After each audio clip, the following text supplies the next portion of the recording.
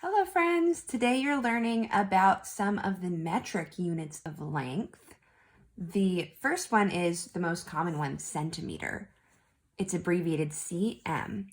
And the other one you don't hear about as often. In fact, it was hard to find many videos on YouTube that mentioned it at all. It's the decimeter, and it is the same size as 10 centimeters. So it is 10 times the size of 1 centimeter. Each of those are metric units used to measure length of small things. So you wouldn't use decimeters to measure the length of your walk to school unless you literally lived at school. It wouldn't make sense. So a crayon is about 1 decimeter long because it's 10 centimeters long, about. Notice how on their ruler, they're lining it up with the edge because it doesn't have a 0.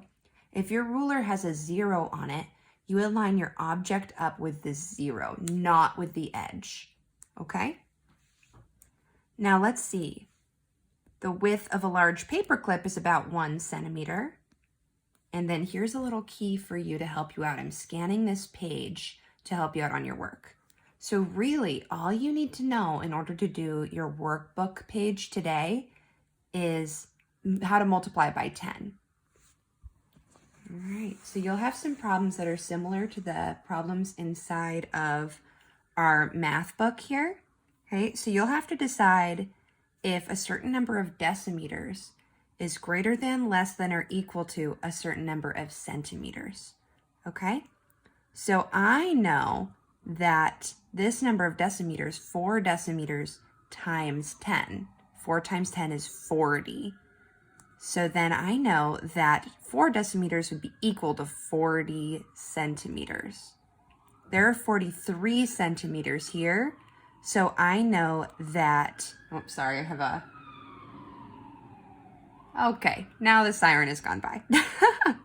So 4 decimeters would be the same as 40 centimeters, right? So that means 4 decimeters is less than 43 centimeters, okay? So you'd want to draw a less than symbol and have it facing towards 43 centimeters. All right, so really that's the only thing. If you can multiply by 10, you can figure out your work. Now, the other topic we're thinking about today is the past progressive tense. Yesterday, you talked about the present progressive tense, right?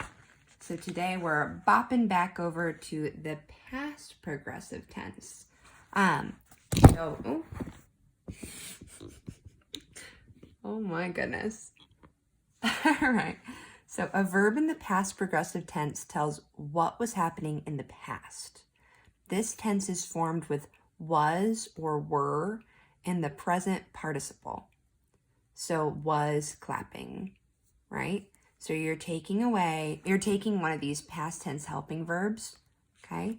And you're smushing it together with an ing verb. So it's very similar to yesterday with the form of is, am, are, right? But those are all present. So it's exactly the same thing, but you're bopping on a word that indicates past tense, was or were. I was clapping, it was clapping, you were clapping, we were clapping, they were clapping. I have a really helpful video today that is about this, and it's intended for people who are learning English as a second language, so it gets very detailed. I found that the first few minutes of the video tell you everything that you need to know, and then if you're not understanding, the last couple minutes are like a little quiz that help you to practice and understand it. So if you're getting it, you can stop the video after the first few minutes, okay? All right, so that's really all for grammar for today. You're going to do a really great job in your workbooks, and you always do a fantastic job in grammar.